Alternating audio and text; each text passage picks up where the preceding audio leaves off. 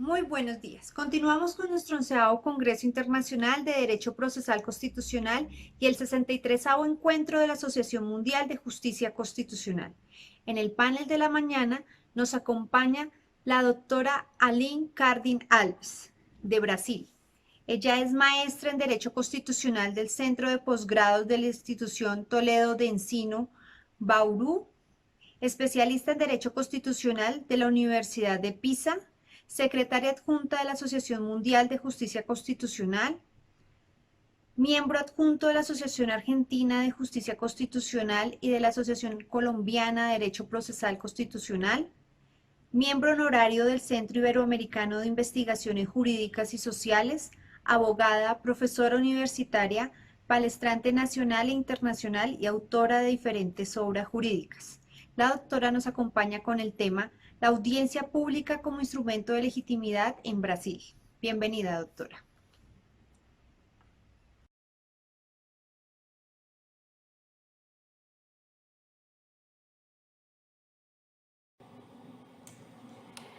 Um agradecimento especial ao presidente da Associação Colombiana de Direito Processual Constitucional, querido amigo René Moreno, ao presidente da Associação Mundial de Justiça Constitucional, Eduardo Canosa, pela organização deste brilhante evento. Um saludo especial também a todos os juristas e alunos que nos assistem. Eu sou a professora Aline Cardin e hoje gostaria de falar com vocês com um tema muito relevante. Como as audiências públicas se converteram em instrumento de legalidade em Brasil. Vou fazer uma breve introdução.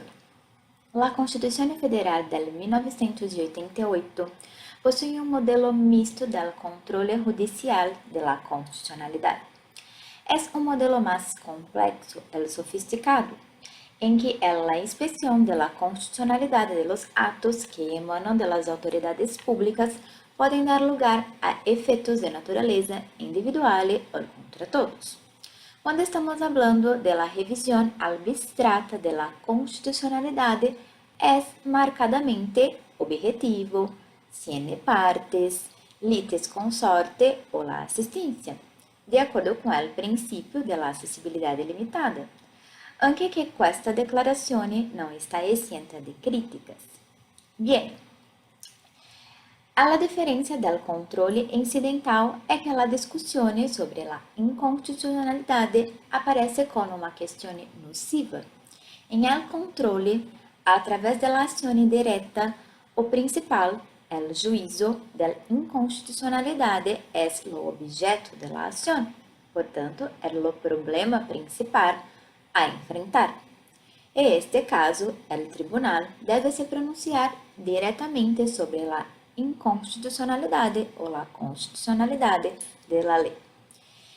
Sin embargo, sua função, diz a doutrina majoritária, é atuar como um legislador negativo, eliminando de la lei a regra que la contradice la Constituição Federal. Em efeito, o controle por meio da ação direta e abstrata não admite uma fase de prova, considerando que discussões solamente involucra estritamente questões de direito. Bien, com a promulgação da Lei 9.868 de 99, ha sido inserido alguns institutos estranhos à jurisdição constitucional brasileira. Estes institutos podemos chamar de amigos curis e as audiências públicas. Com qual finalidade? Com a finalidade de la manifestação de expertos em temas técnicos que involucram diferentes áreas do conhecimento. Ambos estes institutos têm o objetivo de dar maior legitimidade democrática e técnica às decisões ditadas pela Suprema Corte em el controle abstrato da constitucionalidade. Mira, a participação del amigo de la corte, como chamamos também los amigos curis, em el controle abstrato da constitucionalidade, há previsto em lo artículo 7º, parágrafo 2º da Lei 9.868 del 99, donde lo relator cuando hay considerado la relevancia del asunto y la representatividad de los postulantes, puede admitir la manifestación de lo órgano o de las entidades. Mira, pero que para admisione de lo amigos curis o de lo amigo de la corte, como le gustan más, hay que ser preenchido algunos requisitos, pero que temos los requisitos subjetivos y los requisitos objetivos. Los requisitos subjetivos solo puede ser una persona jurídica, y cuando digo una persona jurídica, tiene que ser un órgano o una entidad. Quanto ao requisito objetivo, deve ter representatividade e o processo deve tratar do assunto relevante. Qual a diferença? Quando estamos falando da representatividade, está relacionado com a possibilidade de los membros da entidade ser afetados pelas decisões do Supremo Tribunal Federal em controle concentrado. Quando estamos dizendo relevância do assunto, estamos se referindo a sua complexidade, ao seu alcance de los efeitos de la decisão em la sociedade ou em uma parte considerável de la mesma, o que não se confunde com a relevância do processo, considerando que, em princípio, tiene la importância para o sistema todas as ações em que se discute a compatibilidade de um ato normativo com a Constituição. Bien?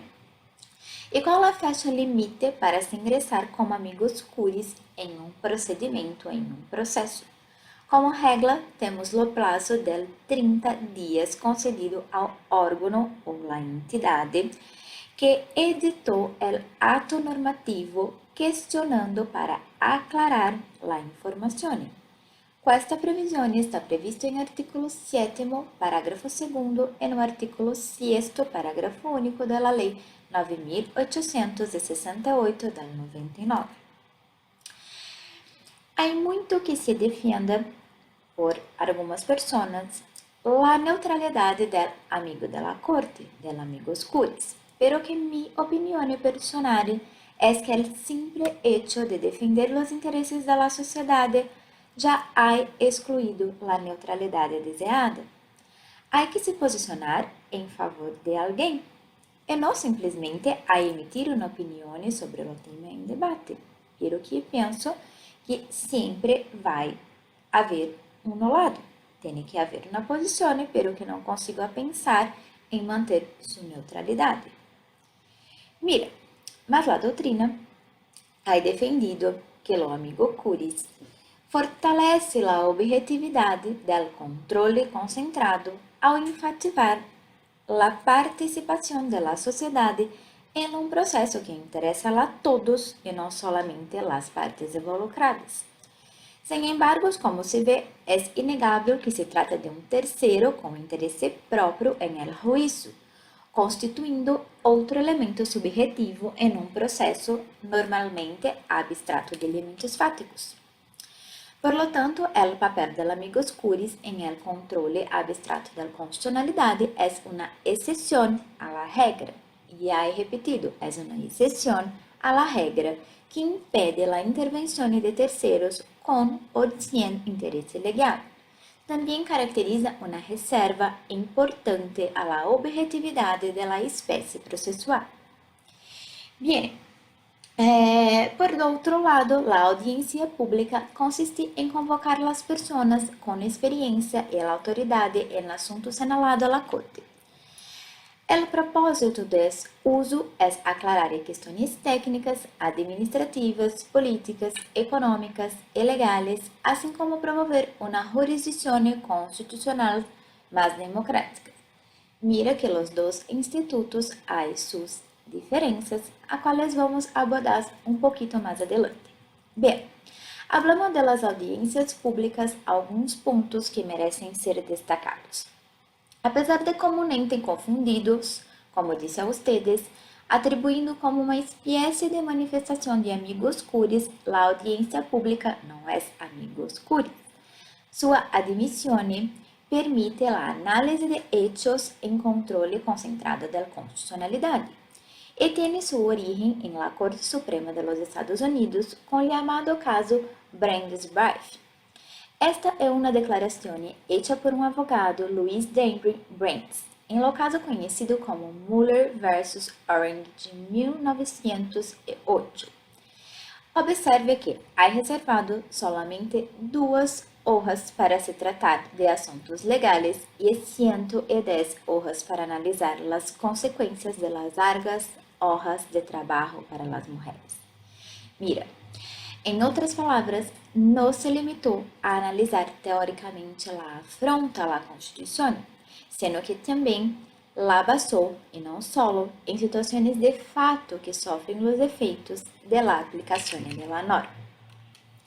Apesar de la Corte Suprema entender que em controle concentrado de la constitucionalidade não se demite la dilação probatória, há el exame de hechos controvertidos.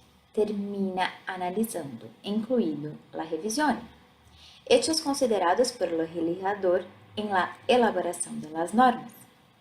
Sin embargo, não existe uma motivação expressa para justificar esta análise de los hechos, porque normalmente se usam como fundamento o princípio da igualdade e o princípio da proporcionalidade.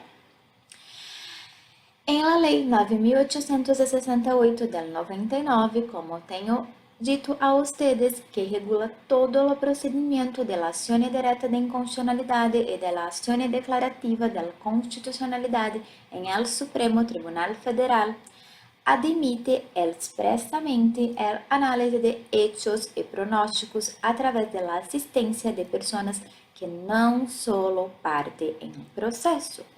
Assim dispõe em seus artículos 9 e 20. Sem embargo, em um processo considerado como objetivo, é possível aclarar as situações fáticas relacionadas ao tema em discussões por meio de consulta com expertos e os tribunais competentes para julgar os processos subjetivos relacionados com as espécies normativas questionadas.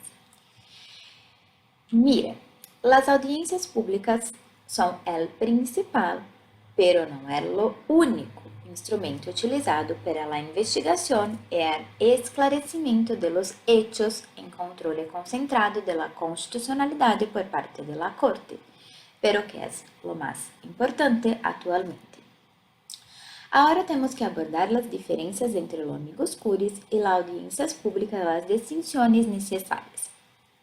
A incidência da Lei 9.868 conduz a outro problema ainda não estandarizado pelo Supremo Tribunal Federal, que, pelo contrário, amplificou as dúvidas em relação ao juízo em aplicabilidade de um mandado de segurança número 32033, quanto à definição, delimitação e distinção entre os amigos curis e as audiências públicas que tratam da análise de hechos em controle abstrato de constitucionalidade realizadas através de audiências públicas. Mira, quando estou a falar de amigos curis, estamos dizendo de uma persona jurídica. Quando estamos falando de audiência pública, de la possibilidade de uma audiência pública, estamos falando de investigações de los hechos e solamente se escucha pessoas físicas. A admissão de lo amigo da corte, do amigos curis, requer uma matéria relevante.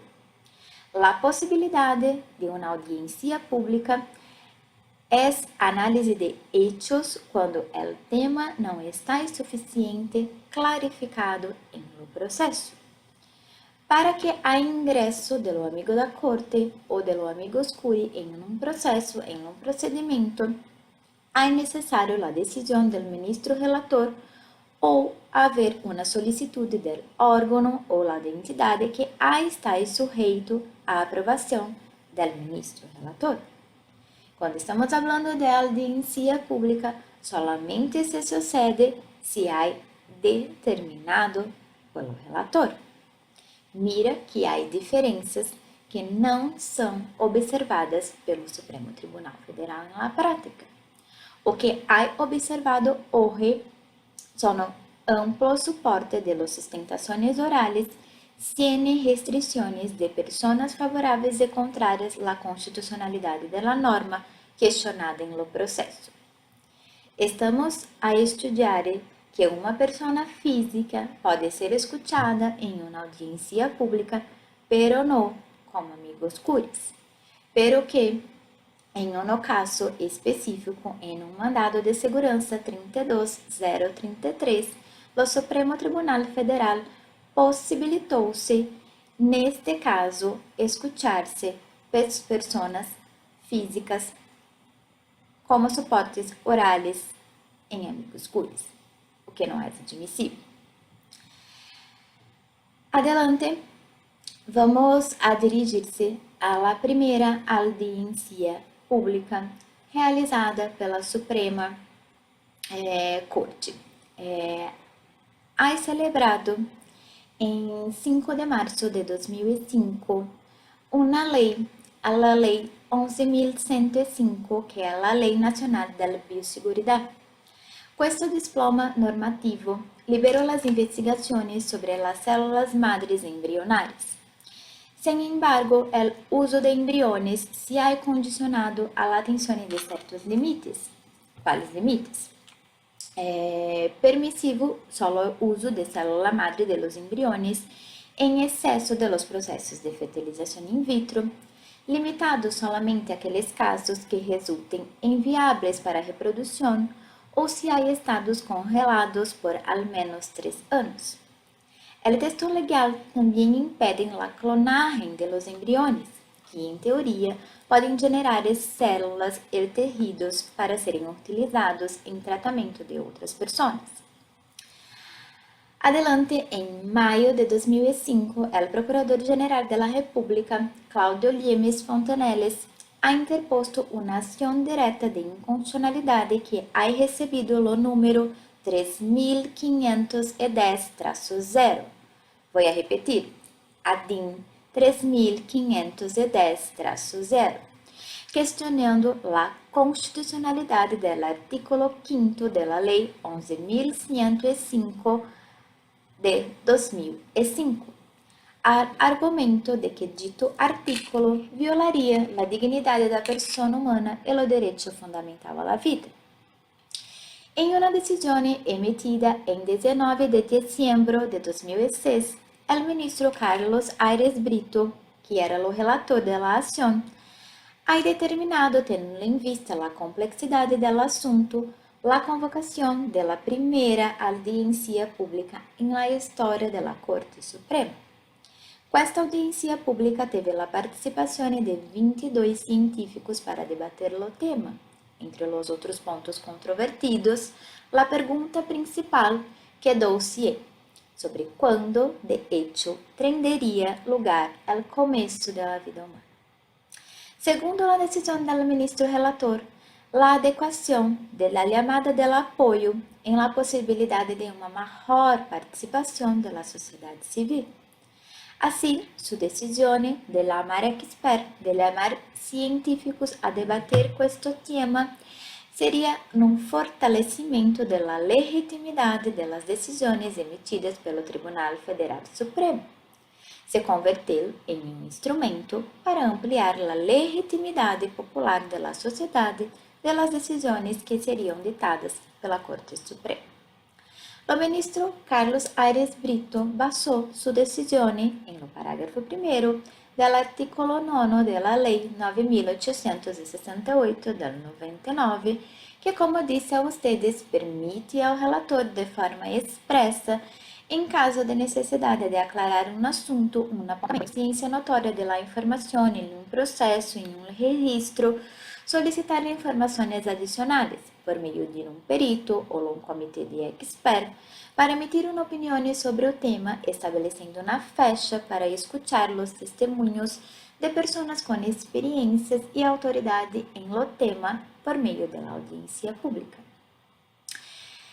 Mira, pero que, em análise dos votos que estão disponíveis para vocês em o sítio da web da Corte Federal Suprema, me parece que todos os ministros tomaram em conta as manifestações técnicas de los científicos convocados. É certo que a maioria dos juízes basaram seus votos direto ou indiretamente em las discussões mantenidas durante a audiência pública. Sin embargo, não se pode ignorar que muitos argumentos não se tiveram em conta. Em sentido, posso crer que a falta de atenção ou a eliminação intencional podem ser as razões principais. Em lo primeiro caso, a falta de atenção pode atribuir-se como uma causa natural por ter sido a primeira experiência deste tribunal com as audiências públicas. E isso é compreensível. El segundo caso, la eliminación intencional, la iluminación de los votos, de los argumentos pleiteados durante la audiencia pública parece implicar algo más serio. Hay que tal opción de eliminación intencional impõe uma carga argumentativa adicional a cada ministro que não foi cumprida. Considerando que a decisão é transmitida, e repito a ustedes o número de la DIN 3510-0, es un excelente material de estudo por conta de sua originalidade de la audiencia como su próprio resultado. En las palabras del ministro Celso de Mello, este juízo foi el más importante de la historia del Tribunal Supremo Federal, dado la importancia del tema y de la innovación de la jurisdicción constitucional. A pesar de la riqueza de los votos emitidos y de la erudición de los argumentos planteados, los argumentos orales de los amigos curis, o que llama nossa atenção aqui é a consideração do tribunal de que o registro de la audiencia pública só tenderia uma única finalidade, um único propósito, que fora a de lhe conferir legitimidade à sua decisão por meio de uma participação popular. E chegamos à conclusão de nosso estudo de hoje, que é a dizer a vocês que creio que as audiências públicas têm uma função muito importante, primeiro porque reduzem o isolamento da corte, proveniendo sua proximidade com a sociedade civil e também com a comunidade científica. Em segundo lugar, tendo em vista as limitações inegáveis com respeito das capacidades institucionais da corte, as audiências reduzem as possibilidades de decisões equivocadas e mitigam a falta de las experiências de los ministros em alguns assuntos que lhe faltam conhecimento técnico e que, como agentes humanos, têm limitações de conhecimento, tempo, prazos e problemas formais involucrados nas suas próprias atividades. Desse modo, as audiências públicas hoje são o principal instrumento utilizado para aclarar e delucidar os eixos em controle concentrado da constitucionalidade pela Corte, pero que não é o único. Mira que en la práctica há observado um pouco de desequilíbrio em la celebração de las audiencias, donde podemos destacar um aspecto positivo, que é a consolidação de este instituto em la Suprema Corte, pero que o aspecto negativo é a banalização e a trivialização de las audiencias públicas. Ele finalmente, como disse para ustedes, há uma dificuldade do Supremo Tribunal Federal de observar as diferenças entre as participações de los terceiros, amigos curis, amigos de la corte, como os terceiros que possam falar em las audiencias públicas. E assim necessitam de definições mais claras para garantizar o seu uso adequado, que não estão sendo observados pela nossa corte. Espero ter sido clara em minha apresentação de hoje. Um saludo muito especial do Brasil. Um agradecimento a todas as pessoas que han contribuído para a organização deste evento, que este ano estamos a fazer a transmissão por videoconferência. Espero no próximo ano poder me quedar-se com todos os amigos, com todos os alunos, para um novo encontro de forma personal. Gracias, un fuerte abrazo del Brasil. Agradecemos a la doctora Lin por su intervención. A continuación nos acompañan desde Argentina el doctor Patricio Marianello. El doctor Patricio es juez federal civil y comercial de la ciudad de Buenos Aires, es presidente de la Asociación Argentina de Justicia Constitucional, vicepresidente de la Asociación Mundial de Justicia Constitucional, director y profesor de posgrado intensivo en Derecho Constitucional Judicial del Departamento de Posgrados de la Facultad de Derecho de la Universidad de Buenos Aires, profesor del posgrado de especialización en Justicia Constitucional y Derechos Humanos en la Universidad de Bolonia, Italia, profesor de la maestría en Derecho Procesal en la Universidad Libre de Colombia. Con ustedes el doctor Patricio y su tema, la audiencia pública como medio probatorio en los derechos de incidencia colectiva. Bienvenido, doctor.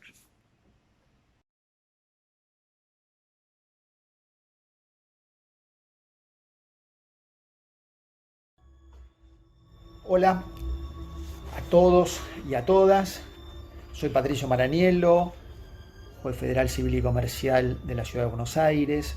Soy presidente de la Asociación Argentina de Justicia Constitucional y vicepresidente de la Asociación Mundial de Justicia Constitucional. Antes que nada, agradecer la invitación, el esfuerzo que conlleva la realización de este congreso, 11º Congreso Colombiano e Internacional de Derecho Procesal Constitucional. Yo he participado en los 10 congresos anteriores y bueno, y este tiene una particularidad además de un tema muy novedoso, de un formato a distancia, por las consecuencias que ha producido esta pandemia mundial, que bueno, que esperemos que pronto se solucione y volvamos a estar juntos, a compartir estos congresos, debates, encuentro con amigos que hemos vivido en los congresos anteriores. Agradecer al doctor Andrés Eduardo Velandia Canosa, el presidente de la Asociación Mundial de Justicia Constitucional y organizador de este congreso, a Diana Beltrán, directora ejecutiva también de este congreso. Y bueno, conversar un poco en estos breves minutos que vamos a tener sobre la temática del Congreso, que es Derecho Procesal Constitucional, Prueba Judicial y Estándar Probatorios. Dentro de esta gran temática, porque los temas son muy variados sobre estas cuestiones y podemos hablar de muchísimas temáticas, de muchísimas cuestiones que hacen a la prueba judicial, porque la prueba judicial es sumamente interesante e importante, ya que no podemos probar y fundamentar la protección de un derecho sin el elemento probatorio. El elemento probatorio es sumamente importante en todos los procesos. Ahora bien, ¿qué tema voy a elegido y voy a desarrollar en esta pequeña participación que me toca? Es la audiencia pública como medio de prueba en los derechos de incidencia colectiva. El tema lo vamos a tratar de hacerlo en forma breve y sistemática, pero antes me gustaría conversar sobre la prueba. Como dijimos, la prueba es sumamente importante porque los derechos se deben probar a través de elementos fácticos. Y esos elementos fácticos, hay una característica muy especial que hay que tener en cuenta, es que el juez no puede suplir un elemento fáctico. En estas cuestiones constitucionales o de protección de derechos, lo más importante es que el juez, por el principio del iura novi curia, conoce el derecho, puede suplir, reemplazar o mejorar el derecho que alegan las partes. Pero lo que no puede hacer es suplir el elemento fáctico. reemplazar una prueba por otra, producir una prueba donde la parte no lo ha hecho, o establecer presunciones fácticas donde justamente no las hay. Porque en realidad este tiene un sentido muy lógico. Los jueces, el Poder Judicial, están inmersos en una obligación. ¿Cuándo empieza el rol o la función de un juez? Cuando se inicia un proceso, cuando una parte actora inicia un proceso, y ahí comienza el poder de un juez. El Poder Judicial, el juez, lo que son los tribunales constitucionales y demás, empieza su función cuando es instado a resolver. Dentro de ese proceso, el juez tiene amplias facultades y máxime es el elemento probatorio. Pero ustedes ven que aquí el elemento probatorio es muy importante porque el juez no puede actuar si no hay un elemento que le permita actuar. Y es por eso que la prueba, la demanda y la contestación, o la contrademanda, en su defecto, es el límite del juez. El juez puede ampliamente producir prueba, investigar, llamar a las partes, convocar a peritos, testigos, pero siempre en el marco de un proceso. Es por eso que el juez no puede suplir el proceso, porque si no, estaría creando e iniciando un poder, una facultad que no la tiene, porque solamente las partes lo pueden hacer. Eso es sumamente importante como forma introductoria a esta cuestión. La prueba. La prueba es un elemento fundamental, como ya señalamos, pero deriva varias garantías. Una de las garantías más importantes es el derecho a ser oído. El derecho a ser oído es una garantía que tienen todos los ciudadanos. Entonces, si todos los ciudadanos tienen el derecho a ser oído, este derecho a ser oído se transforma en situaciones fácticas que las partes van a ir presentando. Por eso, el artículo 18 de la Constitución Nacional dice que es inviolable la defensa en juicio. El artículo 18 de la Constitución Nacional Argentina dice que es inviolable la defensa en juicio, con lo cual ahí vemos cómo se le da una importancia significativa al derecho de defensa en juicio. Pero el derecho a ser oído no solamente está establecido en constituciones internas como la Argentina, como la de Colombia, como la de todos los países de Latinoamérica, sino también está establecido en la Convención Americana de Derechos Humanos. Artículo 8 de esta Convención Americana de Derechos Humanos, o Pacto San José de Costa Rica, como se conoce, dice que toda persona tiene derecho a ser oído para la determinación de sus derechos. Ahí vemos cómo en realidad habla de lo que veníamos sosteniendo antes, es que es un derecho de todas las personas a que por lo pronto el Poder Judicial escuche la petición. Después no está obligado a resolver de un determinado modo, sino está obligado a justamente a esto de escuchar. Y el artículo 14 del Pacto Internacional de Derechos Civiles y Políticos también lo establece en el artículo 14, en su artículo 14, y determina que algo significativo y quizás muy importante es que el derecho a ser oído tiene que ser público y con las debidas garantías. Y establecen diferentes garantías como el tribunal competente, independencia, imparcialidad, y establecidos justamente toda esta determinación de tribunal y el juez natural a través de la ley. Producida la prueba, el derecho a ser escuchado, a una producción libre, pública, de los elementos de prueba, y el juez debe resolver de acuerdo a qué. Porque imagínense que si la parte actora y la parte demandada presentan un montón de pruebas, no todas las pruebas son las conducentes para resolver el conflicto, sino solamente aquellas que sirvan para resolver el conflicto. Entonces, ¿qué se utiliza? ¿Qué utiliza la justicia para ello? Las reglas de la sana crítica. Para saber qué prueba es fundamental, es importante, y la evaluación tiene que realizarlo de acuerdo a una sana crítica en el proceso. En el Código Procesal argentino está determinado en el artículo 386. Ahora bien, ¿pero qué ocurre cuando la persona perjudicada no es una, sino son varias?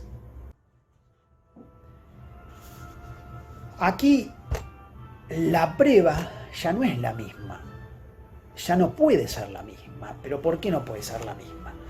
Porque no hay un derecho individual, sino hay un derecho colectivo. Y cuando hay derechos colectivos, la prueba es mucho más amplia, tiene otra dinámica, por lo pronto. Y si tiene otra dinámica, tenemos que hablar de esa dinámica. Si bien nosotros conocemos la prueba en procesos interpartes, por eso es que quizás la prueba, cuando va más allá de una sola persona perjudicada en un litigio, si no son muchas, nosotros vemos aquí que tenemos que reevaluar el elemento probatorio cuando hay varias personas. Por eso que la prueba puede ampliarse mucho cuando hay dos cuestiones.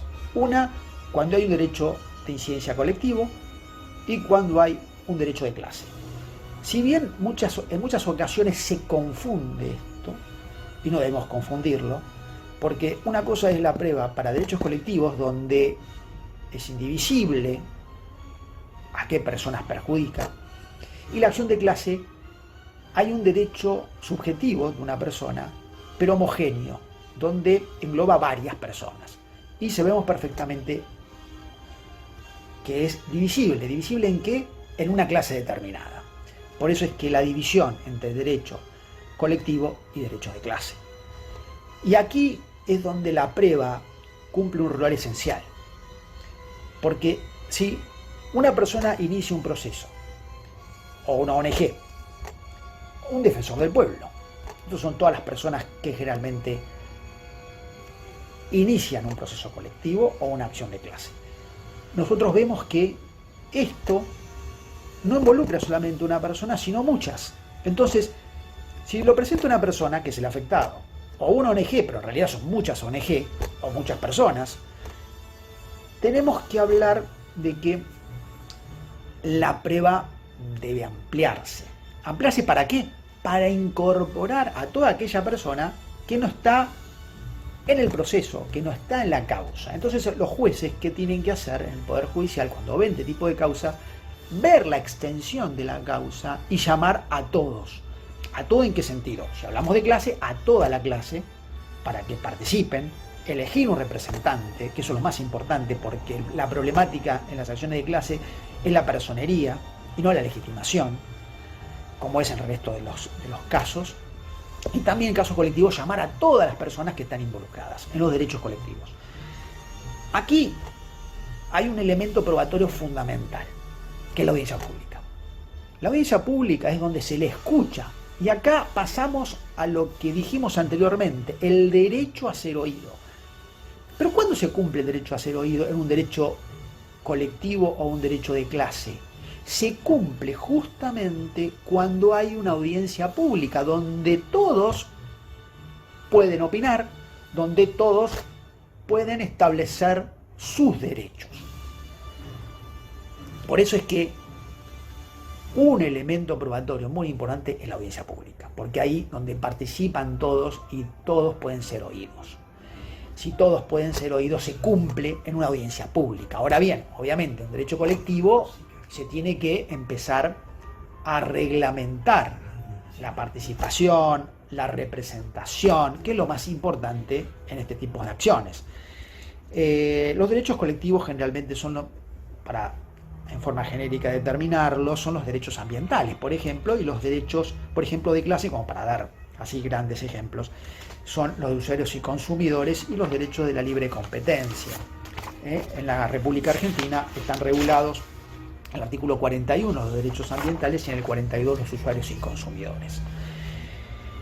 En la Constitución Nacional Argentina no se determina las audiencias públicas en casos como elemento probatorio.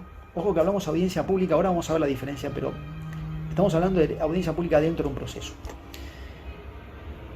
No está establecida en la Constitución y no está establecida en la Constitución Nacional en ningún formato la audiencia pública, ¿sí? En ningún formato en la Constitución Argentina está determinado y en muchas constituciones tampoco está determinado. Pero sí, por ejemplo, puedo citar un caso para ver las diferencias en la Constitución de la Ciudad de Buenos Aires. En la Constitución de la Ciudad de Buenos Aires está establecida la audiencia pública como institución.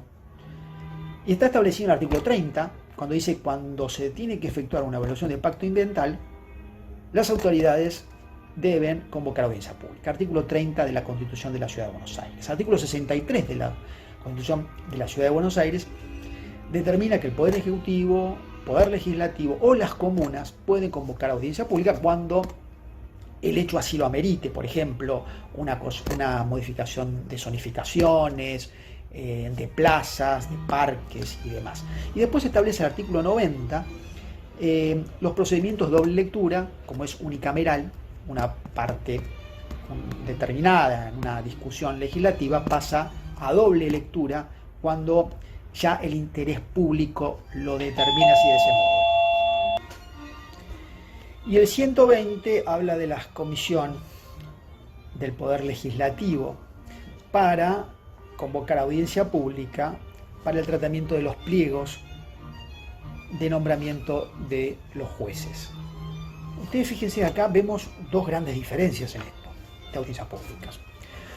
Una cosa son las audiencias públicas del artículo 30 y 63, donde habla de cuando se debe efectuar una evaluación de impacto ambiental, se llama audiencia pública, y por el otro lado, la audiencia pública para cuestión de interés público en la Ciudad de Buenos Aires, donde hay una modificación, donde puede perjudicar a muchas personas o puede beneficiarlos, se llama audiencia pública. Esos son las dos audiencias públicas más clásicas en una regulación constitucional, pero las otras no son audiencia pública, sino es convocatoria pública. ¿Qué significa esto? Que se convoca a todas las personas que quieran escuchar una determinada decisión, hacerlo. En el otro es audiencia pública porque participa, acá le da la potestad a las personas, ONG o demás, para participar, que eso es lo más importante. Pero la audiencia pública hay que tener en cuenta en que es obligatoria la convocatoria, de acuerdo a obligaciones legales o constitucionales en este caso, pero no son obligaciones lo que así se determine, que una ONG determine o pide una cuestión o opine de un determinado modo, eso que sea obligatorio lo que opine, sino lo que es obligatorio la convocatoria. Después, obviamente, que tiene que decidir de acuerdo a todo lo que se fue desarrollando en la prueba, teniendo en cuenta lo que habíamos dicho anteriormente también, la sana crítica. La sana crítica es decir, el que va a juzgar, el que va a decidir, va a tener en cuenta lo que ahí se dijo para poder resolver. También son muy importantes las audiencias públicas, los town meeting, que son reuniones populares informales que se están desarrollando mucho y que creo que también sirve en estos aspectos. Pero como ustedes ven, que acá hay que hacer una gran división. Una cosa son las audiencias públicas para determinadas decisiones políticas o administrativas y otras son participación, audiencia pública para una decisión jurisdiccional, judicial.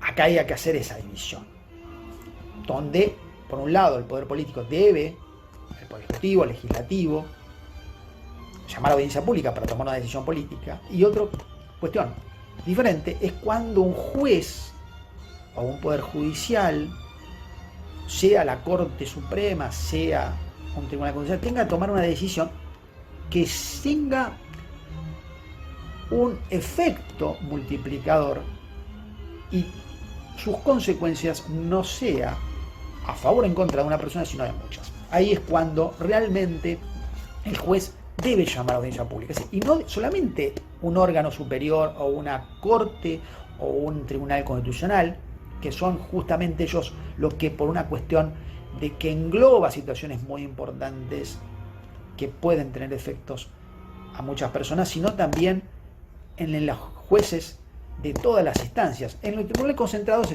quizás está más determinado esto, pero en los difusos, aquí es cuando generalmente el juez individualmente, para determinar o evaluar una situación colectiva, llama a audiencia pública. O hay muchos casos, en el caso Josefian de la Cámara Contencioso Administrativo Sala 4 el año 98, se trató de resolver la cuestión de una prórroga de licencia de servicio básico de telecomunicaciones nacionales, y la Cámara llamó a audiencia pública para resolver la prórroga de la licencia del servicio básico de telecomunicación.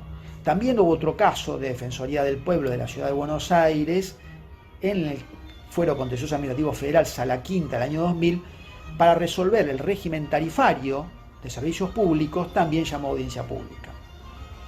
Ustedes ven, todos estos casos son muy importantes, se han desarrollado, y quizás nosotros tengamos estos ejemplos para establecer parámetros sumamente importantes. Francis Fukuyama escribió un libro que se llama La construcción del Estado, en el año 2004, y ahí distingue dos aspectos del Estado. Por un lado, la fuerza, el strength, que es la capacidad del Estado para cumplir sus funciones de control. Y el otro, el scope, que es el alcance, las áreas que pretende abarcar el Estado. Esto es muy importante para la determinación justamente de este tema. Los países desarrollados limitan su scope, es decir, el alcance del área que pretende abarcar, y solamente se limita a lo que verdaderamente puede cumplir o tiene capacidad el Estado, es decir, el strength. Y los países subdesarrollados establecen áreas que pretenden abarcar y no lo hacen, y tienen poco strength. Es decir, los países subdesarrollados muchas veces quieren establecer audiencias públicas donde quizás necesite un límite en esa decisión, o un control, o otra voz que efectúe este tipo de decisiones.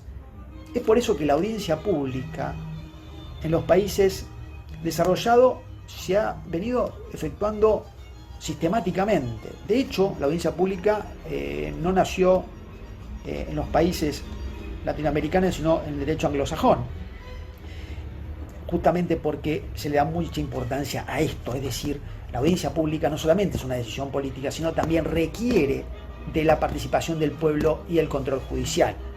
Por eso es que esta audiencia pública es un elemento fundamental,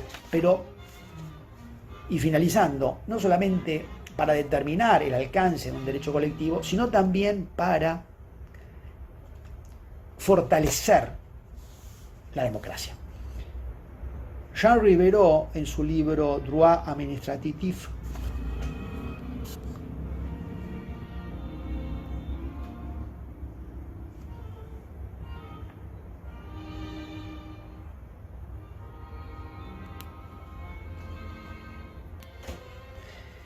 dice que la audiencia pública es un elemento de la democracia. No es un elemento también desde prueba, pero hace y fortalece a la democracia. Aquí eso es lo que teníamos que cerrar este concepto. La audiencia pública es donde se beneficia la democracia. ¿Por qué? Porque en la democracia participativa, donde el pueblo participa directamente, las ONG participan directamente, los defensores del pueblo participan directamente, es donde la democracia rompe y se beneficia con una participación directa. Y en la participación directa es cuando se fortalece la democracia. No hay representantes, participan directamente en esto que se denomina democracia participativa, y su brazo ejecutor son las audiencias públicas. Muchísimas gracias, un fuerte abrazo para todos y nos estamos viendo en el próximo congreso. Chao. Agradecemos al doctor Patricio Marianello por su conferencia. A continuación nos acompaña el doctor José López Oliva de Colombia. Él es abogado, profesor universitario e investigador, doctor en bioética, bioética médica y salud pública de la Universidad Militar Nueva Granada, magíster en Derecho de la Universidad de los Andes, candidato a doctor en Derecho de la Universidad de Salamanca, España, y postdoctor en Altos Estudios de Derecho en la Universidad de Bolonia, Italia, abogado de la Universidad Libre de Colombia y docente de la misma universidad. Con ustedes el doctor José López Oliva con el tema la garantía de los derechos fundamentales y humanos del paciente a través de la inversión de la carga de la prueba. Bienvenido, doctor.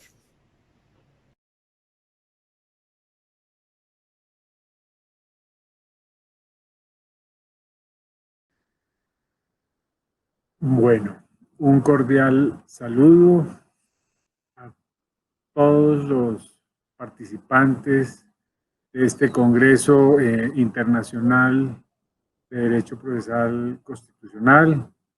Saludo muy especial a sus organizadores, a los doctores Eduardo Andrés Velandia Canosa, la doctora Adriana y Ana Beltrán Grande, y a todo el equipo de trabajo que hace posible la realización de este congreso.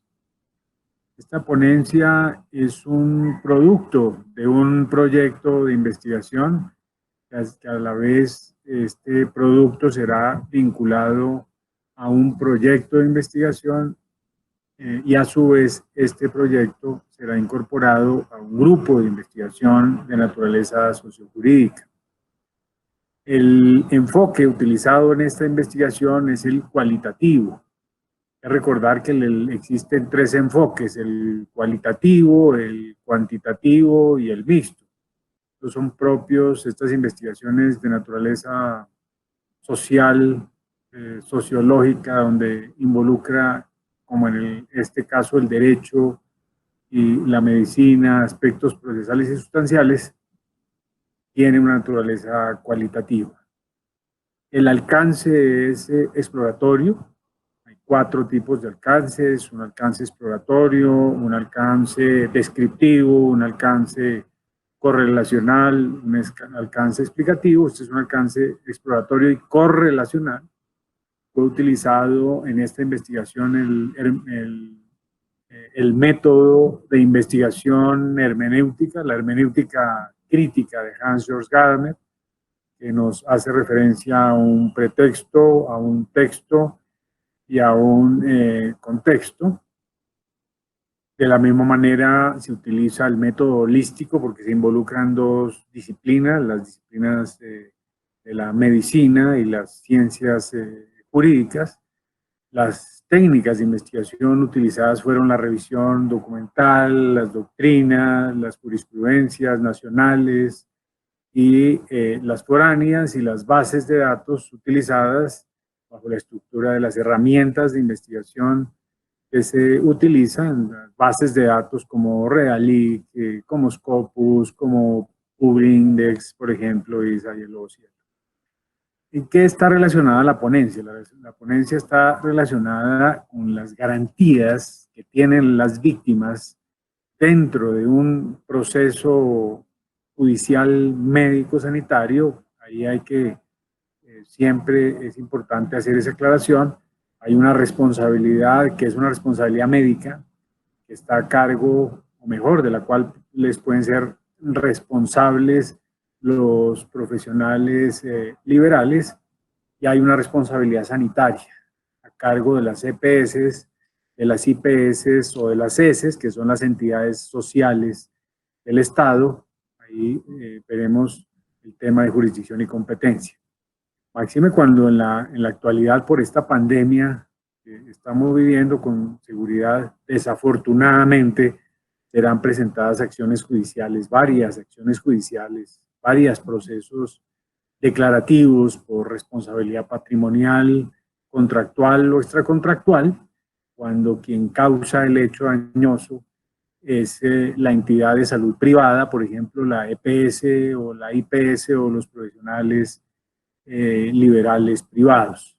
Hay que tener claro que la prescripción en este tipo de eventos es de 10 años, sea contractual o extracontractual, Recordemos que ese contrato médico es un contrato atípico e innominado. De la misma manera, ese daño antijurídico puede ser generado, puede ser causado por un ente de la salud pública, es decir, una entidad social del Estado, o en el que el medio de control que sería utilizado es un proceso declarativo, se denomina proceso declarativo, pero ya por reparación directa, por falla en el servicio, dentro del régimen subjetivo de responsabilidad. Proceso que cursaría, como sabemos, en la jurisdicción de lo contencioso administrativo.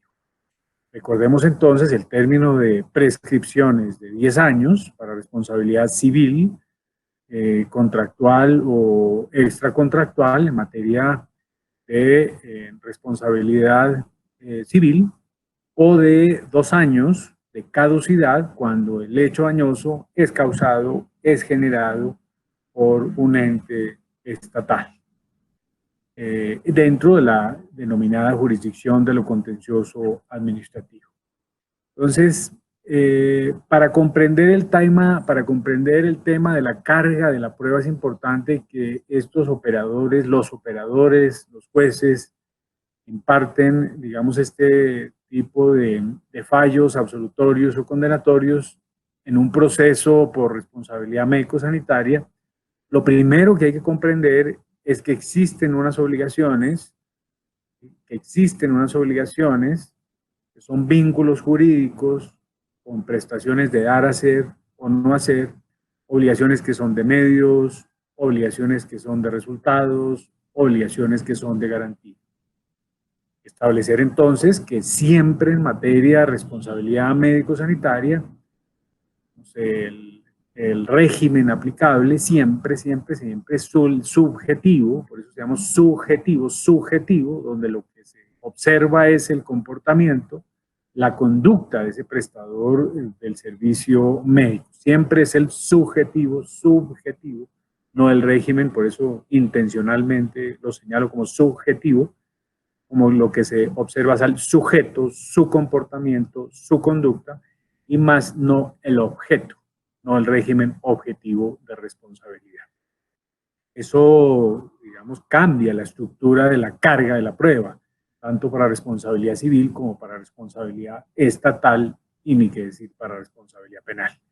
En ese orden de ideas, digamos que hay unas obligaciones que son de medios. Por ejemplo, el gastroenterólogo, que existe una presencia, una gastritis crónica difusa con presencia de Helicobacter pylori, por ejemplo, ese gastroenterólogo está regido por un régimen subjetivo de responsabilidad, ya lo dijimos, por culpa probada.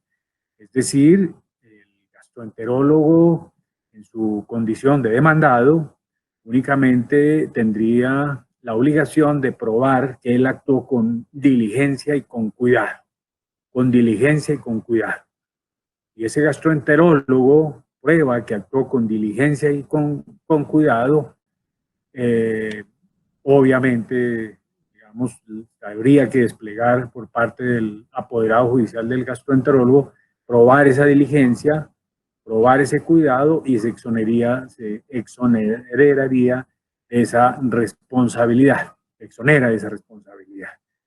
Ese orden de ideas, en el caso de esa obligación de medio, del gastroenterólogo, por ejemplo, del oncólogo, por ejemplo, del pediatra, por ejemplo, le correspondería al demandante probar la culpa del deudor de esa obligación. Es decir, el demandante es a quien le correspondería probar la negligencia. Acuérdense que son 4 los hechos generadores de culpa: la negligencia, la impericia, la imprudencia y la inobservancia de los protocolos médicos. Es al demandante, por eso hacemos alusión a que operaría ahí la responsabilidad por culpa probada, porque le corresponde a ese demandante probar la culpa del demandado. En este caso concreto, la culpa del gastroenterólogo.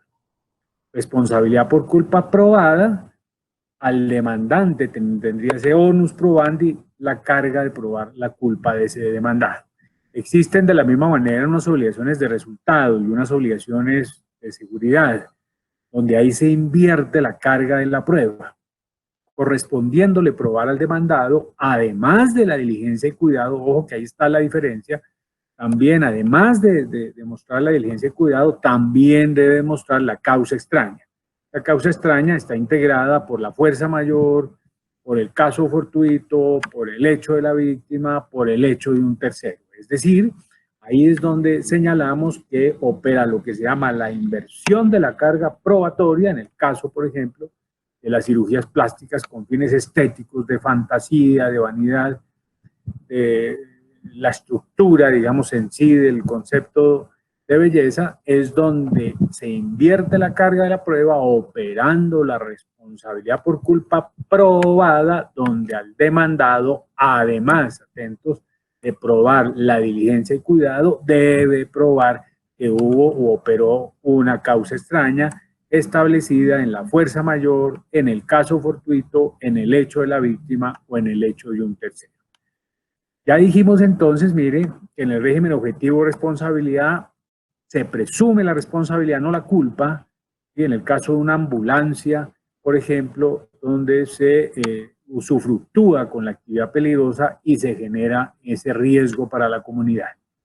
Entonces, en esta investigación es importante, digamos, establecer unos hallazgos, los hallazgos que se encuentran en esta investigación. Digamos, primero que en materia de responsabilidad médico-sanitaria siempre opera el régimen subjetivo, donde lo que se observa es el comportamiento y la conducta. Primer hallazgo. Segundo hallazgo, que para aplicar por parte del juez civil o administrativo la carga de la prueba, se deben tener clarísimos los conceptos relacionados con las obligaciones de medios, de resultado, de seguridad y garantía.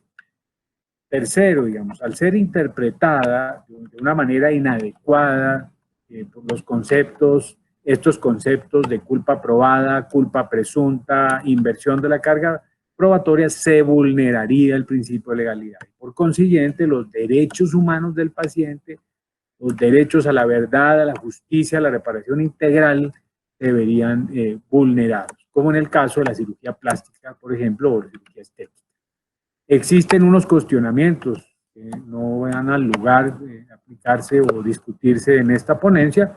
Digamos, hay unas tensiones en cuanto a la aplicación de la carga dinámica de la prueba, por ejemplo.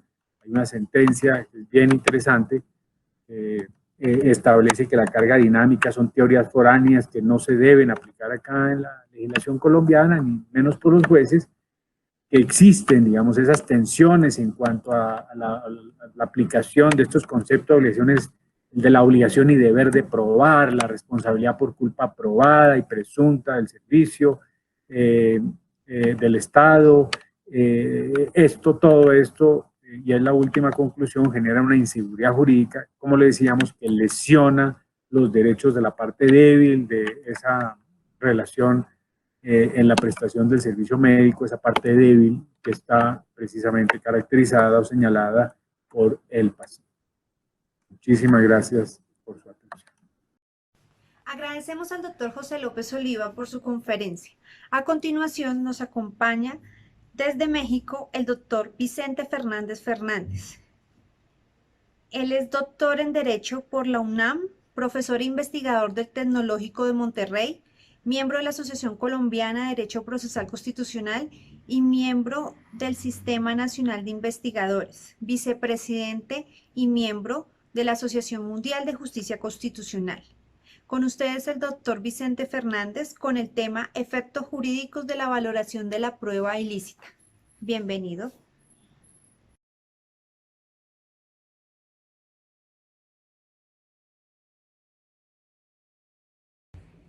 Hola, es un gusto saludarlos desde la Ciudad de México en este 11º Congreso Internacional de Derecho Procesal Constitucional. Es un gusto siempre estar con ustedes, ahora vía remota. Obviamente el tema que nos ocupa preponderantemente, como habrán estado escuchando en las demás intervenciones de nuestros amigos y colegas, pues todo tiene que ver con el derecho probatorio en general, ¿no? Sabemos que en un juicio cada vez cobra mayor relevancia la parte probatoria. Para ganar un juicio se dice no basta tener la razón, sino saber plantear que tienes la razón, pero sobre todo el poder acreditar que tienes la razón y que el juez pueda analizarlo y determinar que efectivamente tienes la razón. De ahí que las pruebas obviamente tienen varios momentos, desde la parte de anunciar una prueba, aportarla, que se admita, que se prepare, se desahogue y finalmente se valore la prueba.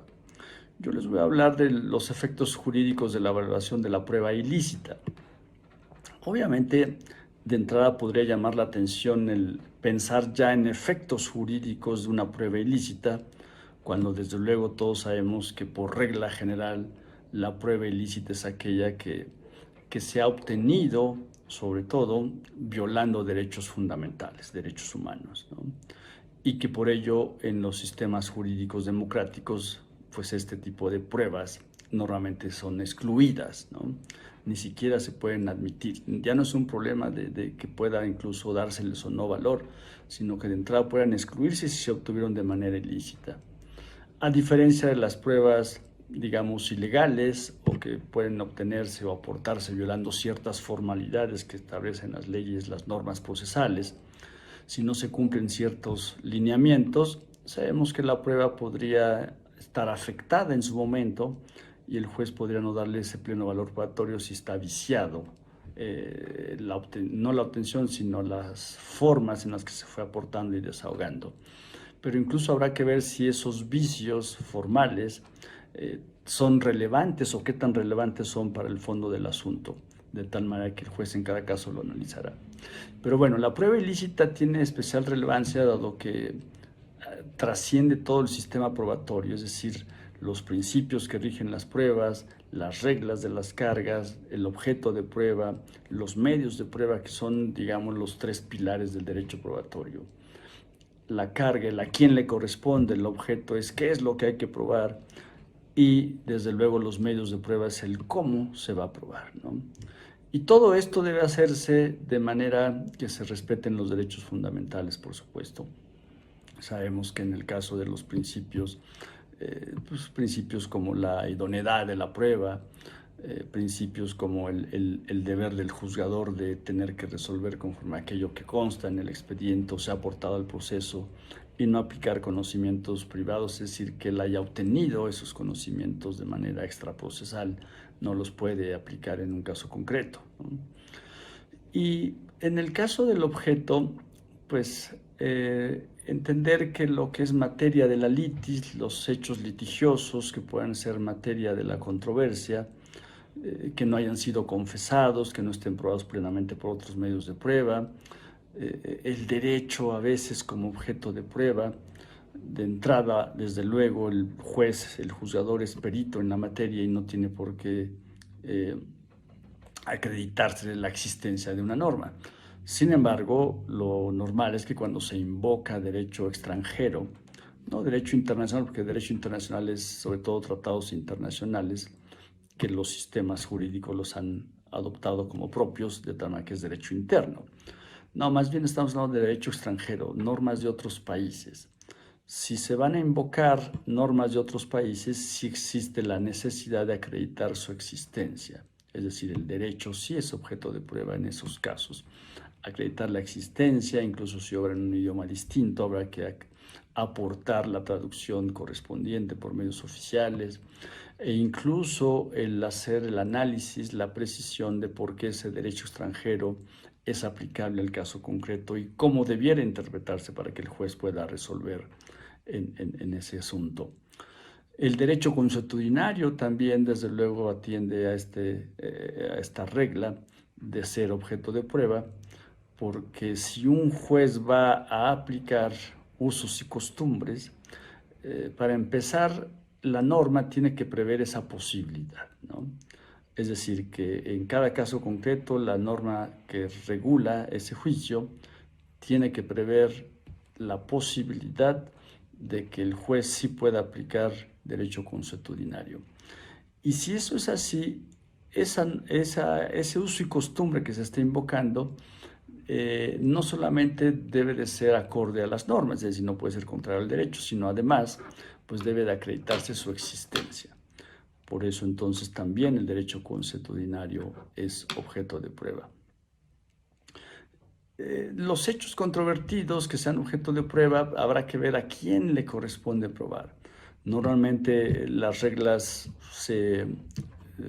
digamos, todas redundan en la máxima aquella de que el que afirma tiene la carga de probarlo, el que niega no. Sin embargo, sabemos que a veces las negativas que envuelven afirmaciones sí requieren acreditarse. También cuando se desconocen presunciones legales obviamente relativas, aquellas que sí ameritan prueba en contrario, pues desde luego que aquella de las partes que pretenda desconocer una presunción legal que le favorece a su contraria, tendrá que acreditar el por qué no se actualiza el supuesto de la presunción legal, en este caso una presunción legal relativa.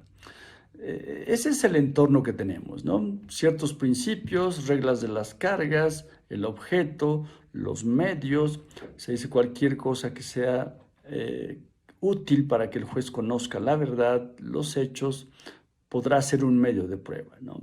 Y aquí entra incluso todo el tema de los avances tecnológicos, hasta donde alcancen precisamente y que puedan permitir que el juez conozca el cómo, el por qué se dio determinado hecho y lo pueda juzgar, ¿no?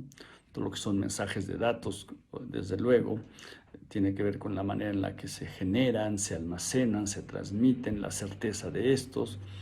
Y todo eso permite, a final de cuentas, conocer la verdad, ¿no? Se dice siempre y cuando ese medio no sea contrario al derecho o a la moral. Y en esta expresión genérica del derecho probatorio de cualquier cosa que permita conocer los hechos al juez será un medio de prueba en tanto no sea contraria al derecho, pues ahí entra precisamente la cuestión de la prueba ilícita. Hay dos formas de ver una prueba contraria al derecho. Una es que la ley expresamente excluya ese medio de prueba. Y normalmente la ley lo excluye expresamente por no ser el idóneo normalmente, ¿no? O por la dificultad de obtenerse o desahogarse, se considera que no es necesaria o idónea la prueba y la ley misma la excluye. Esa es una forma de ver las pruebas contrarias al derecho. La otra, decíamos, aquellas que se obtienen de manera ilícita, es decir, violando derechos fundamentales. ¿Dónde cobra especial relevancia? Todo el tema de las comunicaciones privadas, ¿no? Que va en el tema de las comunicaciones, desde luego, llamadas telefónicas, mensajes de datos ya decimos por correo, por WhatsApp. ¿Cuál es la regla genérica de todo esto? Que obviamente para poder obtener esas comunicaciones, pueden ser grabaciones de una llamada telefónica o mensajes de datos, debieron de haberse obtenido, una de las maneras es con autorización de un juez, que se haya solicitado y el juez ha autorizado la intervención, por ejemplo, de una línea telefónica o poder extraer información de un aparato, de un dispositivo donde se almacena esa información, ¿no? Si se obtiene información sin esa autorización judicial, pues se dice que la prueba fue ilícita. Es decir, pensemos en aquellos casos donde temas de secuestro, por ejemplo, donde pues a una persona se le detiene y se le tiene ahí varios teléfonos inteligentes donde tiene guardadas conversaciones o incluso llamadas, correos, WhatsApps, todo eso. Tiene que obtenerse la autorización de un juez para poder acceder y extraer esa información, ¿no? Lo otro es, digamos que hasta ahí es la licitud de la prueba por parte de la obtención o autorización de la autoridad, es decir, cuándo la autoridad puede aportar válidamente una prueba, sobre todo en materia penal, hablando de la fiscalía, ¿no? Pues que tiene que estar acudiendo ante el juez para que el juez le autorice el acceso a ese tipo de instrumentos o de información. Y la otra cuestión tiene que ver con aquellas informaciones que aporten los particulares, ¿no?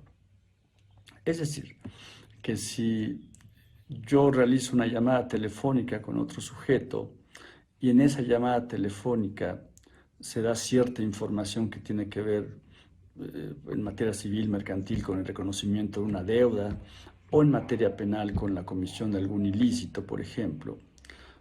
De entrada, para que esa comunicación que pueda estarse grabando tenga valor probatorio, pues debió haberse obtenido el consentimiento del otro, ¿no? Por ejemplo, cuando se hacen llamadas a veces en el tema financiero a los bancos, pues el mismo sistema dice, bueno, obviamente se le informa que por fines de calidad en el servicio esta llamada puede ser grabada, ¿no? Y si tú continúas la llamada, estás dando tu consentimiento tácito para que se haga esa llamada, y esa llamada podría ser utilizada en un proceso y tener el valor probatorio que corresponda, ¿no? Por ejemplo, también cuando se obtienen, hablando de información en general, no solamente llamadas, sino imágenes, ¿no? Videos, sobre todo. Si tú vas, por ejemplo, a obtener dinero, a sacar dinero en un cajero automático, pues prácticamente en todos lados hay videocámaras y hay una grabación de todo lo que está sucediendo ahí. Desde luego que ahí tú no estás dando tu consentimiento para que se videograbe lo que está sucediendo. Sin embargo, esa videograbación puede llegar a tener un valor probatorio. ¿Por qué? Pues porque las leyes normalmente prevén eso. Es decir, el banco no pone cámaras porque se preocupe mucho por sus clientes, por sus cuentavientes, sino más bien porque la norma normalmente lo obliga a que así sea, a tener esas medidas de seguridad. De ahí que cuando la norma prevé esa posibilidad de que se puedan grabar ese tipo de comunicaciones, la comunicación ya es lícita, porque la ley misma lo está previendo, aún sin el consentimiento. Cuando, por ejemplo, tú tienes alguna inversión en el mercado de valores, tienes una casa de bolsa, tienes tu agente, y pues tú le das una instrucción de, oye, cómprame 1000 acciones de tal empresa, ¿no? Normalmente en los contratos que se tienen celebrados con las casas de bolsa, y las normas también lo prevén así, esas llamadas donde se dan instrucciones para adquirir o vender títulos en el mercado de valores, se graban, ¿no? Y al momento de tú realizar la grabación, no diste tu autorización, ni siquiera se te preguntó. La norma le ordena a la institución financiera que así deba de ser. De tal manera que cuando surgen conflictos, juicios que tengan que ver sobre esa transacción, esas llamadas telefónicas que fueron grabadas sin tu consentimiento expreso, sino porque la ley lo ordena, pues ya son lícitas por eso, porque la ley lo prevé, ¿no? Y entonces tendrán el valor probatorio que el juez le dé de acuerdo a cómo se hayan obtenido, transmitido, en fin, preservado, ¿no? Hasta ahí, digamos, hay ciertos lineamientos que van determinando cuándo sí, cuándo no se puede grabar una conversación, una llamada, obtener datos, en fin. Pero hay casos donde se ha ido abriendo la posibilidad de que esas conversaciones grabadas entre particulares no solamente puedan ser aportadas válidamente en un juicio, sino que puedan tener valor probatorio. En el caso de México hubo hace algunos años un asunto que llegó a la Suprema Corte de Justicia de la Nación, que suscitó una discusión interesante. En ese entonces, nuestra Suprema Corte tenía una facultad de investigar si se habían violado gravemente las garantías individuales de los gobernados. Todavía se hablaba de garantías individuales, no derechos humanos, como lo hace nuestra Constitución actualmente. Y hubo un caso donde a una periodista, Lidia Cacho, que hizo la publicación de un libro donde investigó cuestiones que tienen que ver con abuso infantil, tráfico de menores, en fin, pornografía infantil. Y ahí hablaba de una persona que parecía estar involucrada en todo ello, y esa persona, un empresario reconocido, pues la denuncia porque supuestamente atentó contra su buena imagen, su buen nombre, desde luego. Y entonces en el Estado de Puebla tiene el apoyo del gobierno del Estado para que esa denuncia prosiga su camino. Finalmente a Lidia Cacho la detienen en la ciudad de Cancún, Quintana Roo, que es en el sur, en la parte muy sur del país. Y desde ahí en vehículo, en auto, la trasladan al Estado de Puebla, que está en la parte centro, ¿no? Es decir, fueron muchísimas horas de traslado, donde padeció pues tortura, en fin, agresiones, maltrato físico, incluso amenazas de violación, cosas de ese tipo. El caso es que cuando se denuncia esa violación de derechos y la Corte decide sí investigar qué sucedió en todo ello, dentro de lo que la Corte obtuvo fue una grabación telefónica entre el empresario y el gobernador del estado de Puebla, ¿no? Que para todos los colegas mexicanos siempre hablamos de ese caso como el caso del gober precioso, porque en la grabación el empresario se expresa de esa manera, le habla de mi gober precioso, agradeciéndole por las gestiones que hizo para hacer la detención, en fin. Es decir, en esa llamada se reconoce que hubo esa colusión entre el empresario y el gobierno y cómo el gobierno actuó para apoyarlo deliberadamente y violar los derechos de la periodista. Y el caso es cuando los ministros de nuestra Suprema Corte discuten el tema, pues uno de los tantos temas que se discutieron fue si esa grabación podría ser considerada como un indicio o incluso como una prueba y darle el valor conducente, ¿no?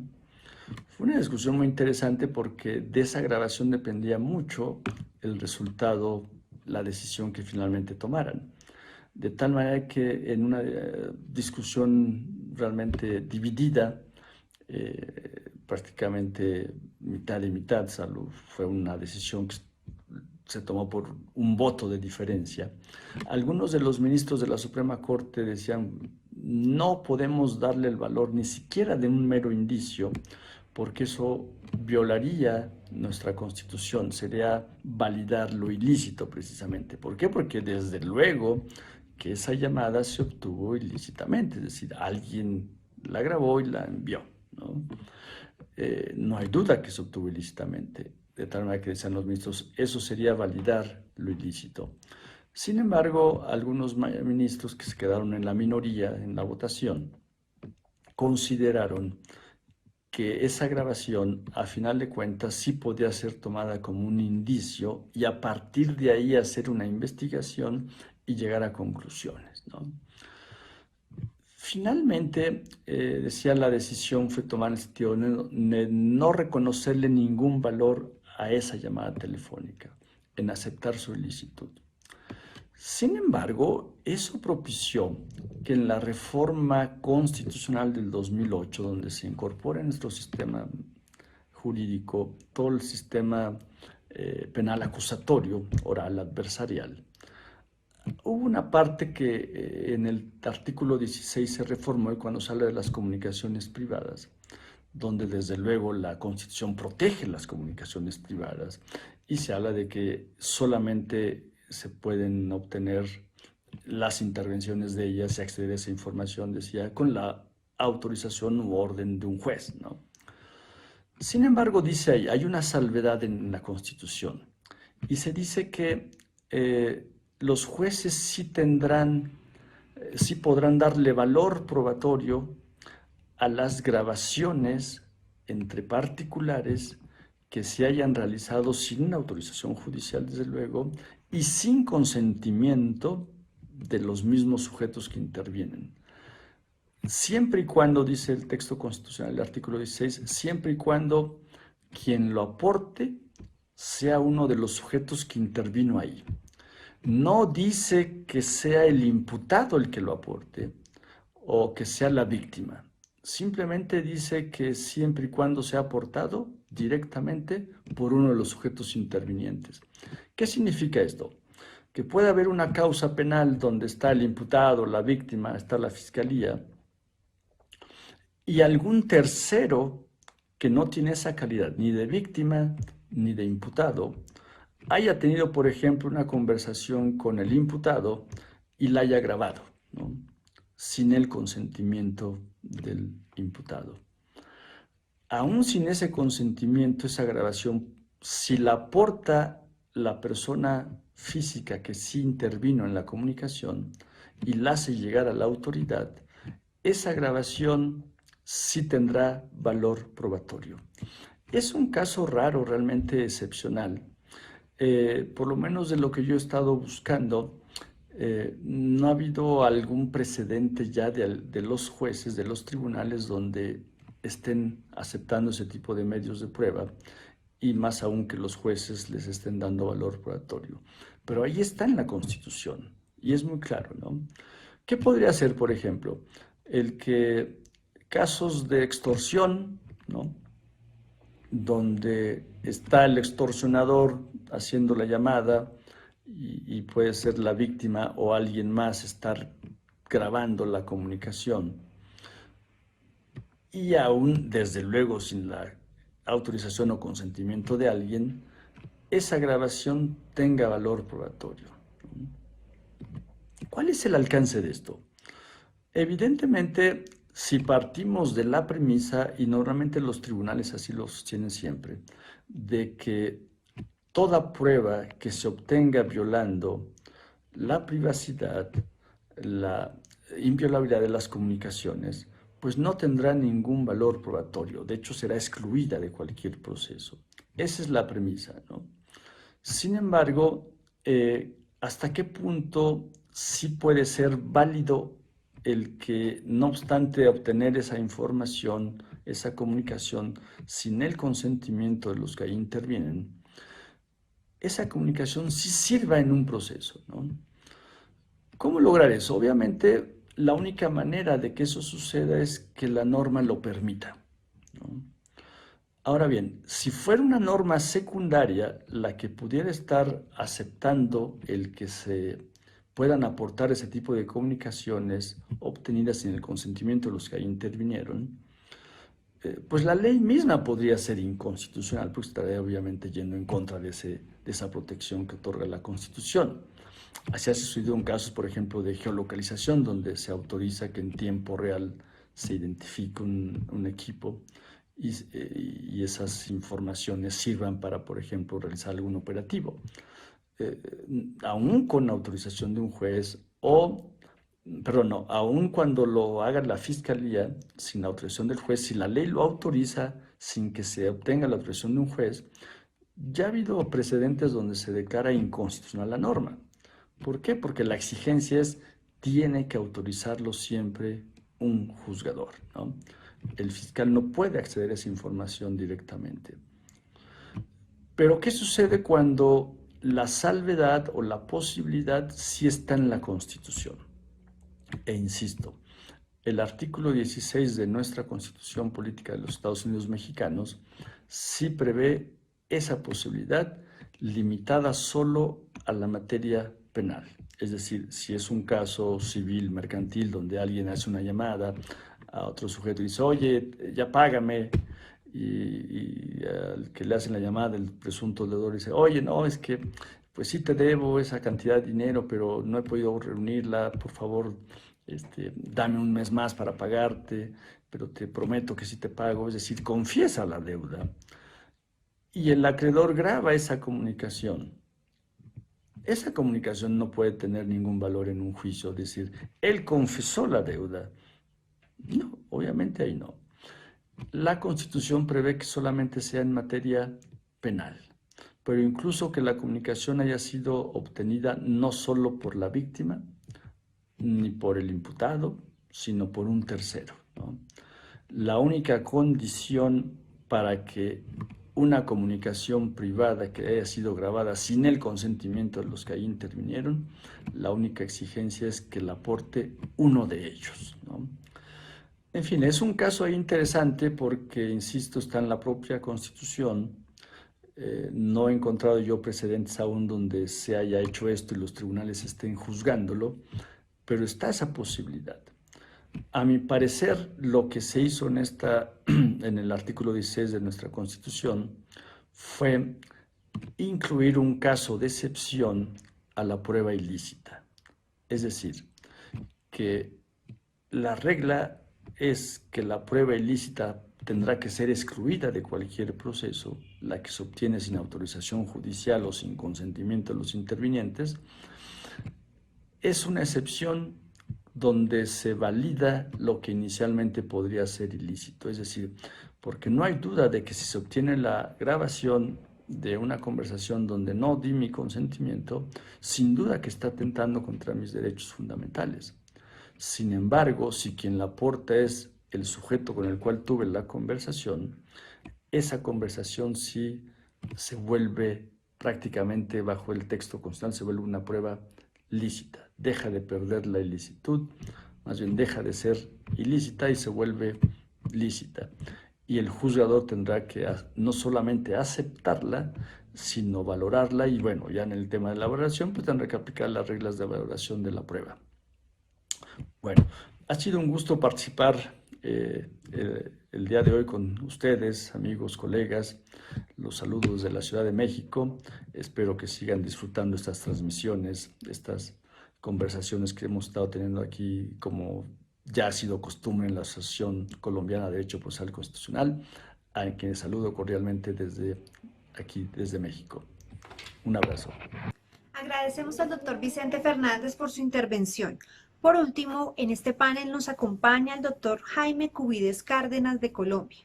Él es abogado y especialista en Derecho Público de la Universidad Autónoma de Colombia, especialista y magíster en docencia e investigación con énfasis en las ciencias jurídicas de la Universidad Sergio Arboleda y magíster en Derecho de la misma Casa de Estudios. Estudiante de doctorado en Derecho en la línea de investigación de Derecho Constitucional de la Universidad de Buenos Aires, Argentina, docente investigador y líder del Grupo de Investigación Persona, Instituciones y Exigencias de Justicia de la Universidad Católica de Colombia. El doctor trae el tema Estándares pretorianos del Justnaturalismo común sobre valoración probatoria, como un mecanismo de protección pretoriano de derechos humanos. Bienvenido, doctor.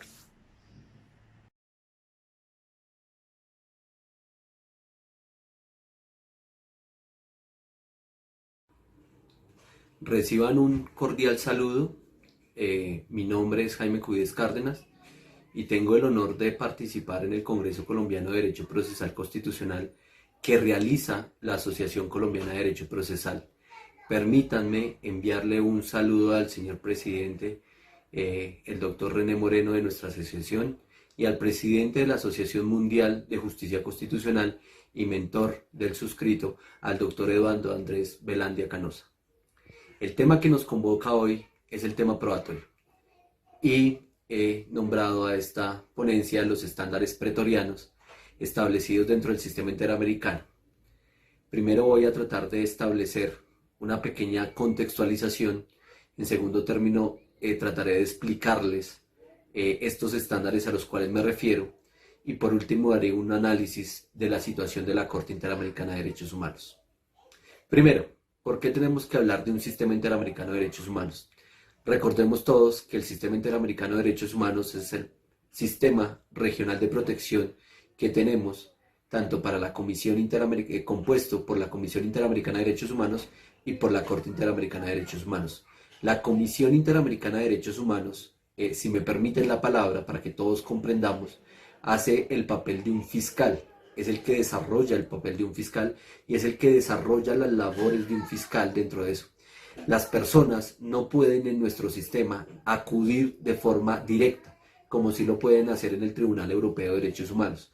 Acá nosotros tenemos que acudir primero ante la Comisión Interamericana de Derechos Humanos si consideramos que somos víctimas de una violación de derechos humanos, y tenemos que presentar una petición a la Comisión Interamericana de Derechos Humanos. La comisión recoge o hace un expediente donde recoge todo el tema probatorio, todo lo que venga a ser o que vaya a tener, digamos, un valor probatorio, que sean elementos probatorios, lo recoge todos. Solicita a los estados que le vayan pasando todo el tema probatorio y hacen que los estados recomienden o se les dé un traslado para que ellos también puedan, digamos así, pronunciarse de lo que se les va presentando.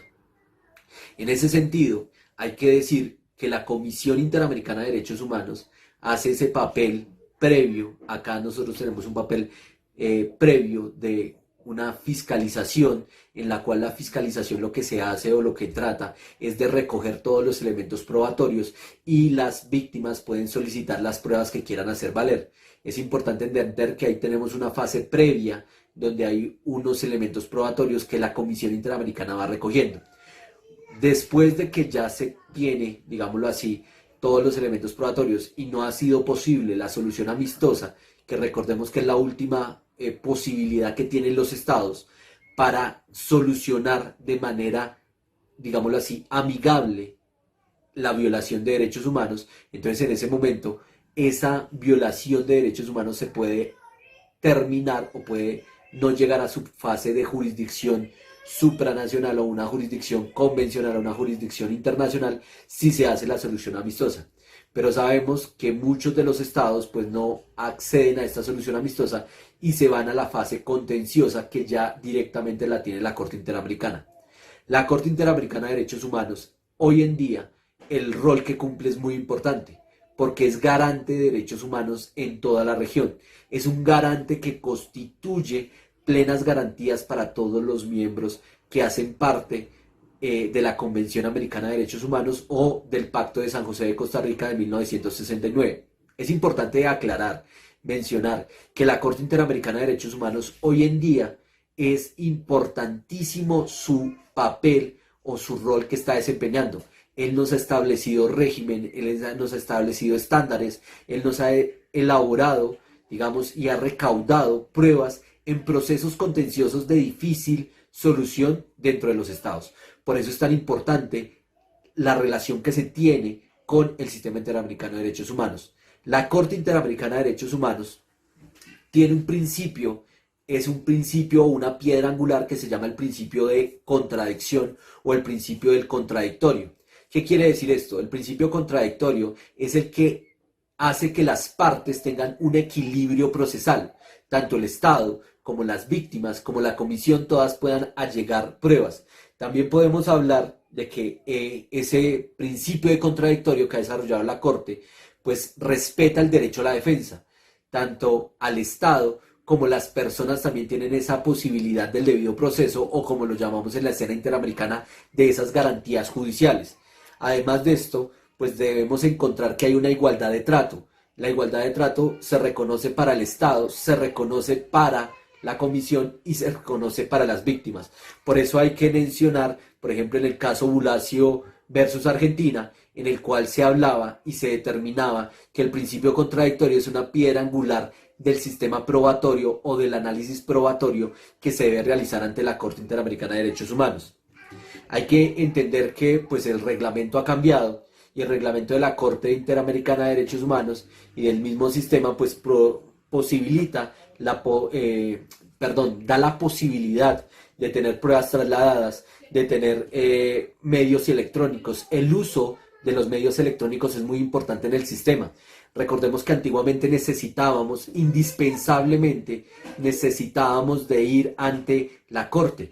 Ahora no, ahora con esta habilitación podemos llevar absolutamente todo tipo de documentos y llevarlos de forma digital, es enviarlos simplemente por un correo electrónico. Por eso es tan importante el uso de los medios electrónicos en el tema probatorio ante la Corte Interamericana de Derechos Humanos.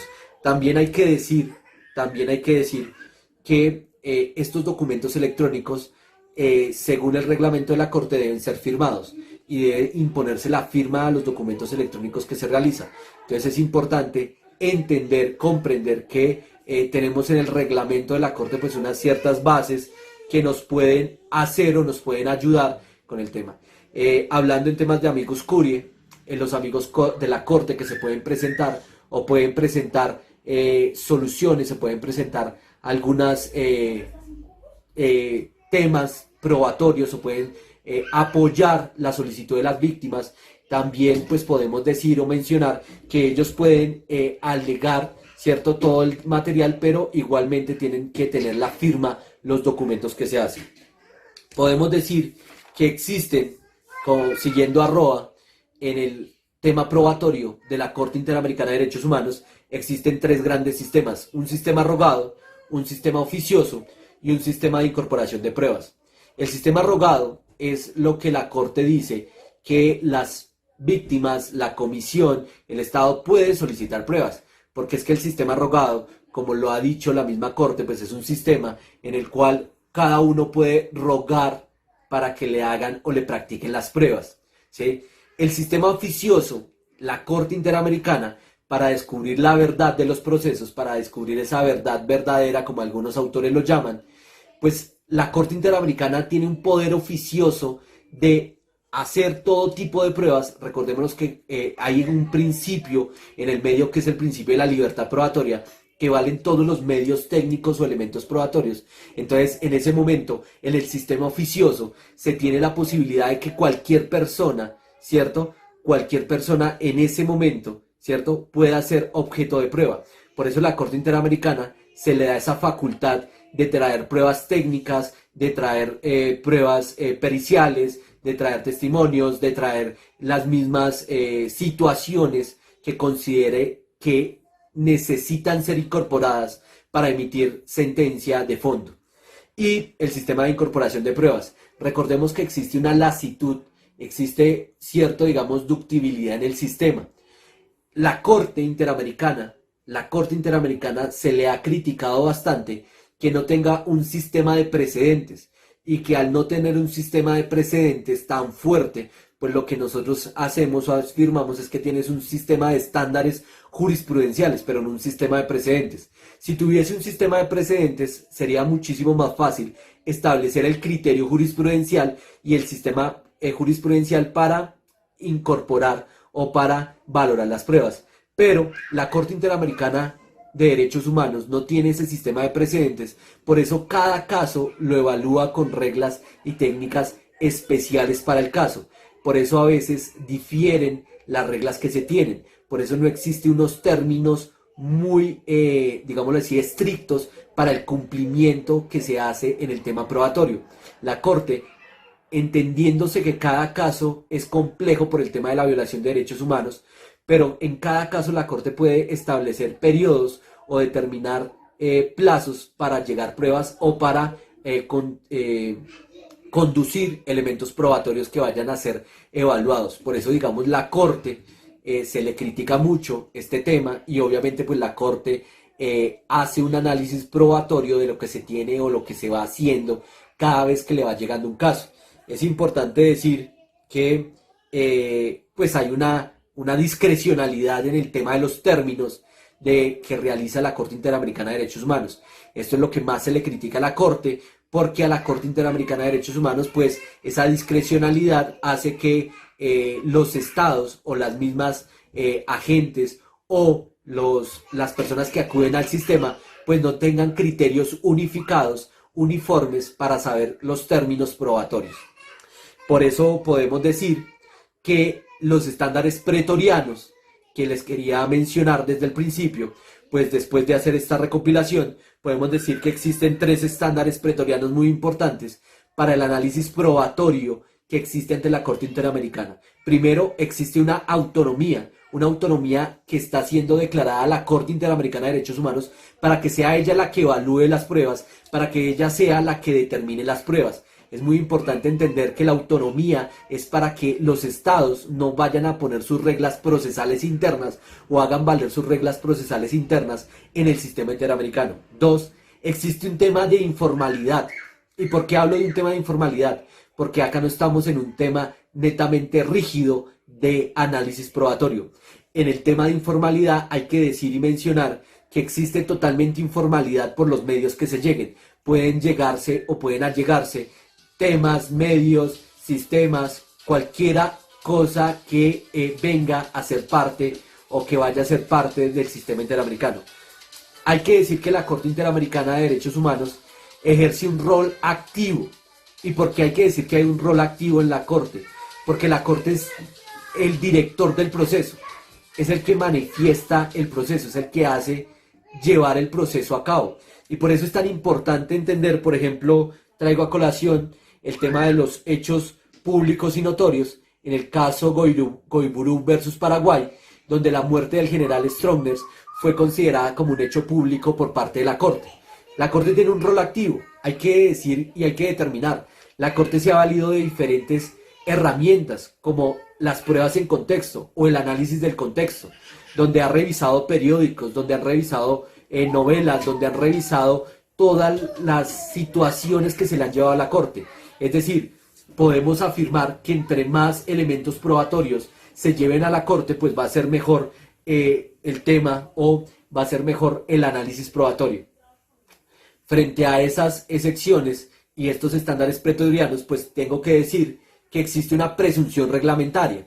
Y esa presunción reglamentaria es la que más critican los estados. ¿Y por qué existe una crítica a la presunción reglamentaria? Porque se dice que lo que los estados no controvierten se van a interpretar o se van a decir que son temas probados. Por eso existe una presunción reglamentaria, o como algunos lo han llamado, el que calla otorga. Si el Estado no se pronuncia de forma expresa, la Corte tiene que valorar eso.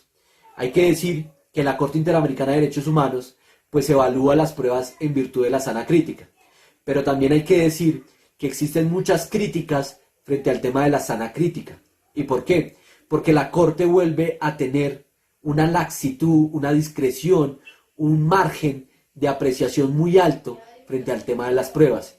Lo que podemos decir como conclusiones a esta ponencia, que realmente les agradezco que hayan estado pendientes.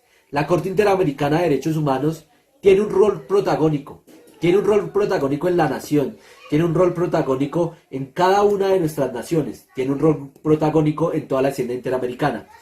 Pero nosotros le pedimos muchísimo más.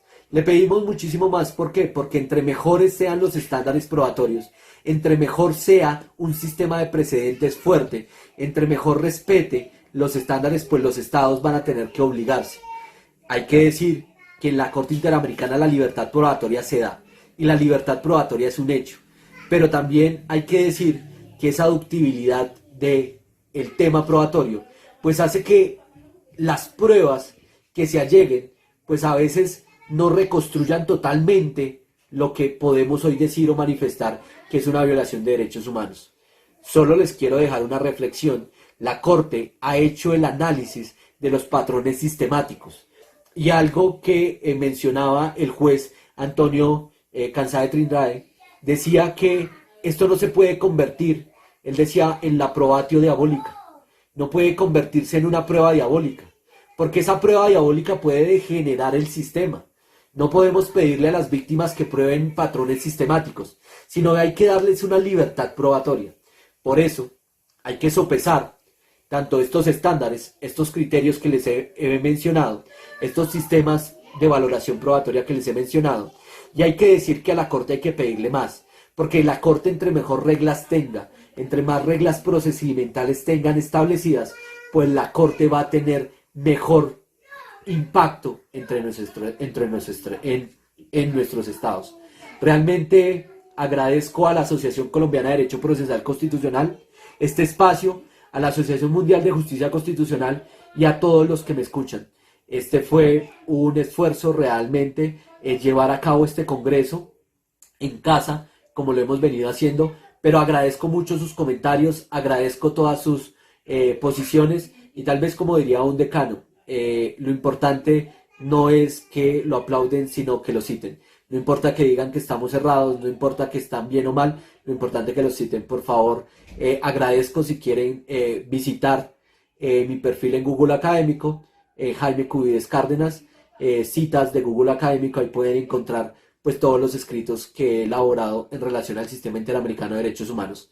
Realmente muchas gracias, y espero que esta ponencia haya servido para los fines académicos pertinentes. Quiero manifestar que son opiniones expresadas netamente del autor y que no tienen ninguna posición institucional. Agradezco para todos y muchas gracias a todos los que me escuchan.